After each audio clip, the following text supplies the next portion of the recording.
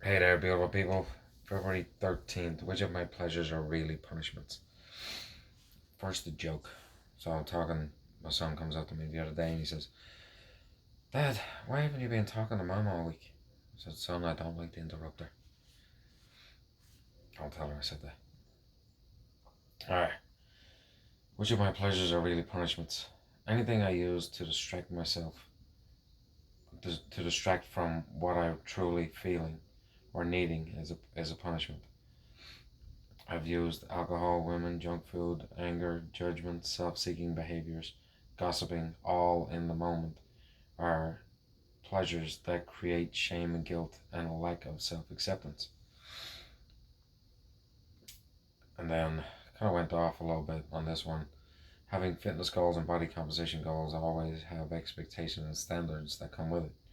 If goals are to be met, abstinence will be necessary to achieve and maintain those goals. The thing is to ensure if and when I mess up, I do not chastise myself. So, yeah, which of my pleasures are really punishments? Um,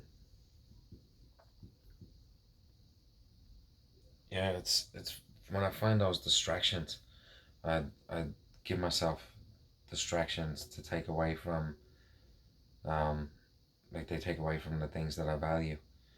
So even like being on my phone instead of conversing with somebody, conversing with my kids or playing with my kids or taking the dogs for a walk, just doing things that I know are healthy for me and better for me. And I claim them as pleasures, but they're not really pleasures, because it hurts me in the long run. Um,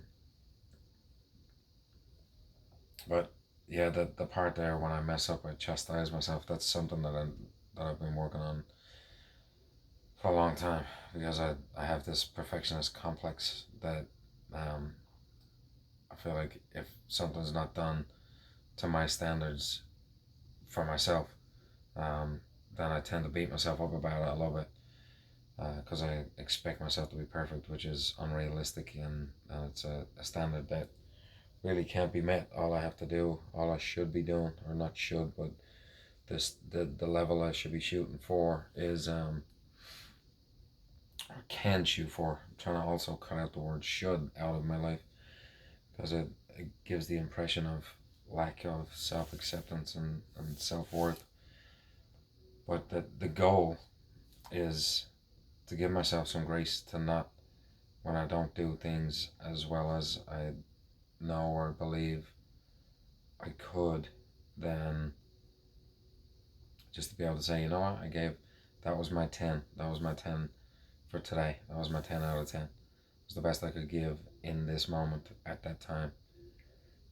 Tomorrow's 10 might look different, but this was today's 10 because I gave my best. So that was something that I learned from, um, I believe it was the Four Agreements, uh, Don Miguel Ruiz, and he explains how we have to give ourselves grace. We have to, every day is a 10 because we're just trying our best. We're not intentionally being average. We're doing our best. And today's best might not look the same as tomorrow's best. But once we can walk away from something and say, you know what, that's as good as it's getting for now. Um, Done is better than perfect, right? So yeah, that's kind of a little bit off subject, but that's my pleasures that are really my punishments. It's distractions, and I guess another one would be, running away with thoughts.